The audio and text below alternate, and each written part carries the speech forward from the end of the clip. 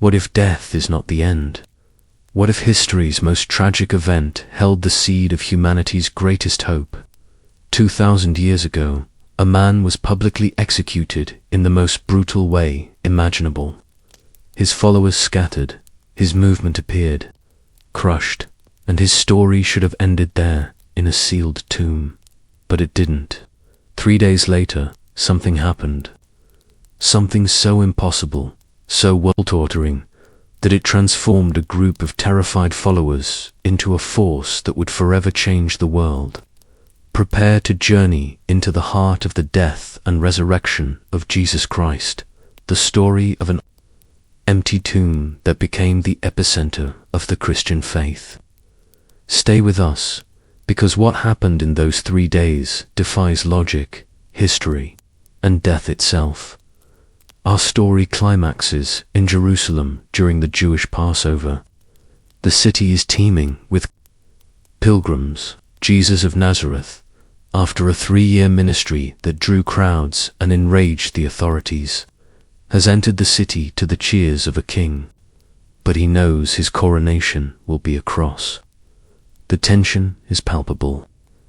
After the Last Supper, where he shares bread and wine with his disciples and foretells his betrayal, Jesus retreats to the Garden of Gethsemane to pray.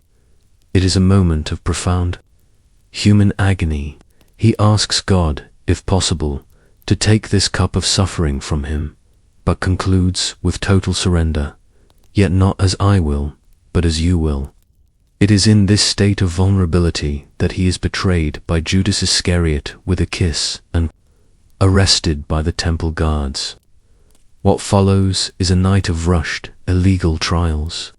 First, he is brought before the Jewish religious leaders, the Sanhedrin, who accuse him of blasphemy for claiming to be the Son of God, as they lack the authority to execute. They drag him to the Roman governor, Pontius Pilate, and pivot the charge to a political one, sedition, for declaring himself king of the Jews. A direct threat to Caesar, Pilate, a pragmatic politician, interrogates Jesus and, according to the Gospels, finds no basis for a charge. He tries to evade responsibility, sending him to Herod and then offering the crowd a choice: release Jesus or a notorious criminal named Barabbas. Goaded by the religious leaders, the crowd roars, "Crucify him!" Pilate, fearing a riot and desperate to keep the peace in a volatile province, symbolically washes his hands and condemns Jesus to be crucified. The brutality that follows is hard to comprehend. Jesus is scourged with the Roman flagrum, a whip, designed to tear flesh from bone. Soldiers mock him, dressing him in a purple robe, pressing a crown of thorns onto his head, and hailing him as a mock king. Exhausted and bleeding, he is forced to carry the crossbeam of his own cross through the streets of Jerusalem to a place called Golgotha, the place of the skull. There, he is nailed to the cross between 2 criminals. Crucifixion was a slow death, engineered for maximum pain and public humiliation. For hours, Jesus hangs in agony. Yet even in his suffering, his words are of forgiveness. "Father, forgive them, for they do not know what they are doing." He entrusts his mother to the care of his disciple John, and finally, around 3 p.m., he cries out, "It is finished," and breathes his last. At that moment, the Gospels report that the sky went dark, an earthquake shook the land, and the veil of the temple, which separated the holiest place, was torn in two. For his followers, all was lost. Hope had been crucified. Joseph of Arimathea, a wealthy member of the Sanhedrin and a secret follower of Jesus, courageously asks Pilate for the body.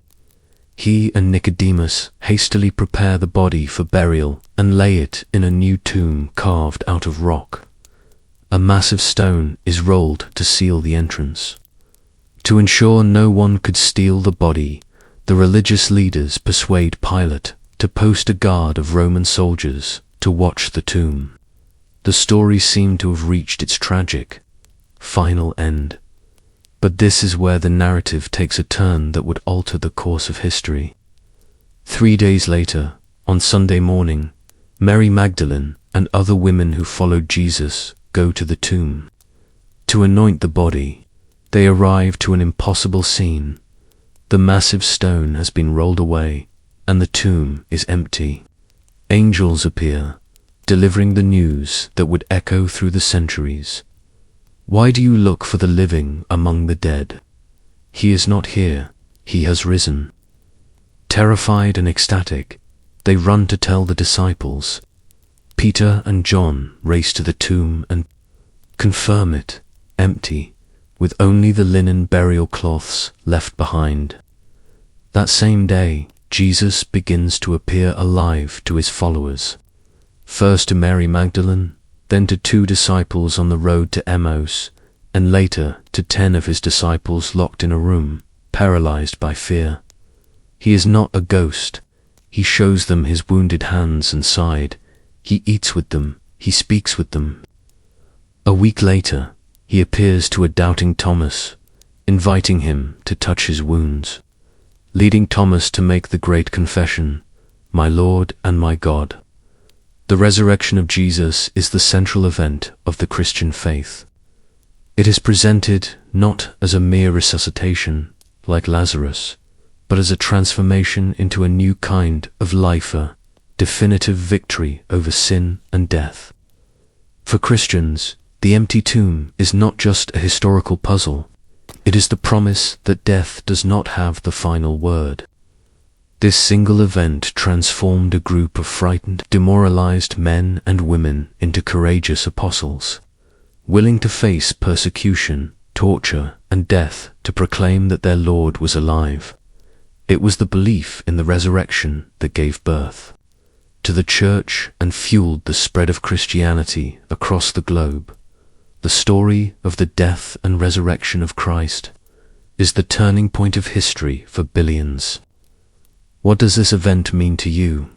Which part of this journey impacts you the most? Share your thoughts in the comments. And if you want to continue exploring the events and figures that have shaped our world, subscribe to our channel and hit the notification bell. Until next time.